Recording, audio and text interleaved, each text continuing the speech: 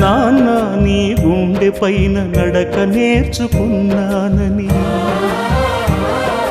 నీ చూపుడు వేలితో లోకాన్నే చూశానని, నాన్నను పూజిస్తే ఆది దేవుని కది అందునని, అమ్మకు బ్రహ్మకు మధ్యన నాన్నే ఒక నిచ్చెనని తెలియనైతి తండ్రి, ఎరుగనైతి నాన్న. నాన్నంటే నడిచే దేవాలయమని మరచితిని, ఆత్మజ్యోతి చేతుల ఆర్పివేసుకుంటిని.